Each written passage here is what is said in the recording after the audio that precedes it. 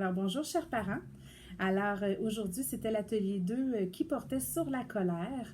Donc, la semaine dernière, on avait fait le survol là, des 4 émotions de base. Aujourd'hui, je trouvais ça important qu'on prenne le temps de s'attarder à la colère, aux manifestations dans notre corps quand elles s'installent. Donc, j'avais fait une affiche géante d'un personnage et là, on devait coller sur ce personnage-là toutes les manifestations qui peuvent nous arriver quand la colère s'installe, comme par exemple avoir chaud, le visage qui devient rouge, les mains, là, les poings qui se serrent, le cœur qui bat plus vite, le corps un peu raide, un peu comme un robot. Donc, on a travaillé cet aspect-là avec les élèves. Je vous invite à la maison, quand votre enfant vit une émotion de ce genre-là, de prendre le temps, peut-être avec votre enfant, de lui faire toucher son cœur quand l'émotion est là, pour qu'il prenne conscience que son cœur a tendance à battre plus vite. À observer avec votre enfant là, les manifestations sur son corps.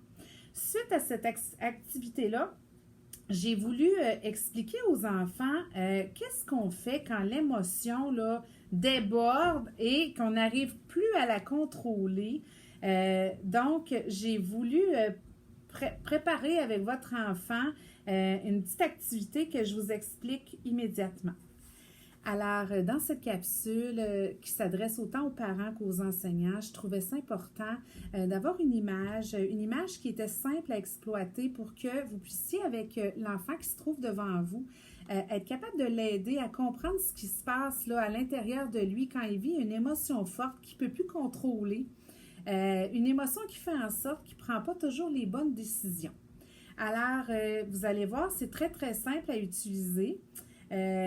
J'avais le goût de vous présenter un peu ma main. Alors, ma main qui représente un petit peu le cerveau. Alors, à l'intérieur du cerveau, on a le bas du cerveau qui est ici, qui est représenté par tout ce qui touche les émotions. Alors, avec un crayon, vous pouvez faire avec votre enfant qui est devant vous le dessin d'un petit cœur qui représente les émotions.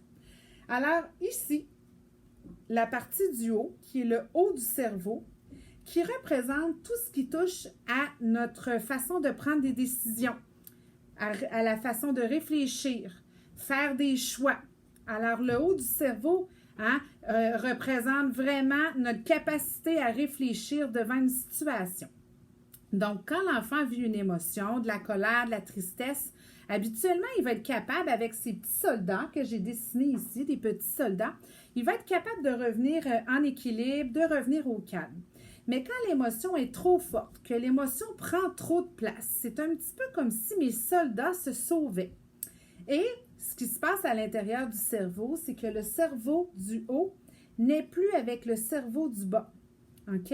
Alors, c'est là où ça devient difficile pour l'enfant de bien réfléchir, de prendre des bonnes décisions pour lui. Alors, c'est à ce moment-là que l'enfant doit absolument prendre un moyen pour revenir au calme, pour revenir en équilibre, pour que ces petits soldats reviennent prendre soin de ses émotions. Alors, une façon toute simple que l'enfant, ce qu'il peut faire, c'est, je l'appelle la respiration bedaine. Je vais vous l'envoyer en lien, là, vous allez pouvoir vous en servir avec votre enfant. Mais c'est une façon toute simple, quand l'enfant vit quelque chose, vous prenez un crayon, et là, vous pouvez faire le lien avec lui. Est-ce que ça se peut que tes petits soldats se soient enfuis parce que là, ton émotion est trop grosse? C'est pour ça, ton émotion est trop intense, c'est pour ça que là, ça devient difficile pour toi de bien réfléchir. Alors, c'est un petit truc tout simple pour aider votre enfant à revenir au calme, à revenir en équilibre.